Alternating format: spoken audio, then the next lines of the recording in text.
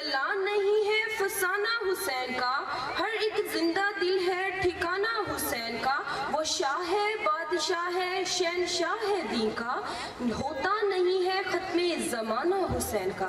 دعوت دیتے ہیں ایسی شخصیت کو جو آج فسانہ کربلا پر نظر ثانی کریں گی۔ دعوت دیتے ہیں تلواروں کی چھنکار میں خنسا قمر کو۔ السلام یا حسین، السلام یا حسین۔ بسم اللہ الرحمن الرحیم۔ ذکر باغ زہرا کے داغ داغ پھولوں کا، چھوٹے چھوٹے بچوں کا، ننھے ننھے جھولوں کا، اپنی تلاش کے جہاں میں آباد حسینی قافلے کی ہر روح کو میرا ادب بھرا سلام۔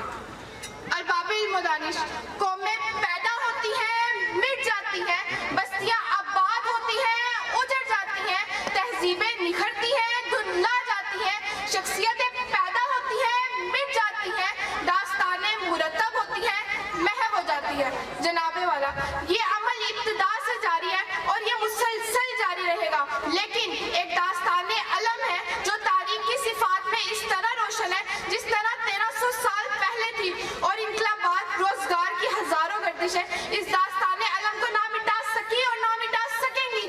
آخر کیوں؟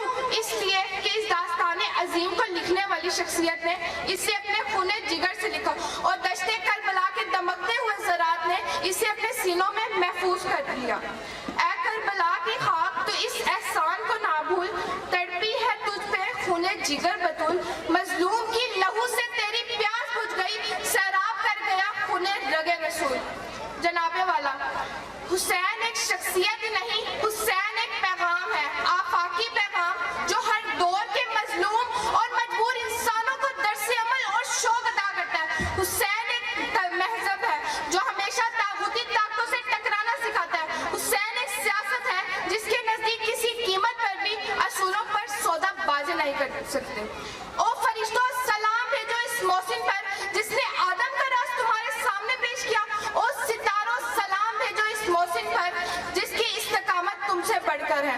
او انسانوں، سلام بھیجو اس محسن پر جس نے اپنے خون سے تمہاری عظمت کے چراغ جلائے۔ غریبوں، سادہوں، رنگین ہے داستان حرم، انتہا اس کی حسین، ابتدا ہے اسماعیل۔ شکریہ۔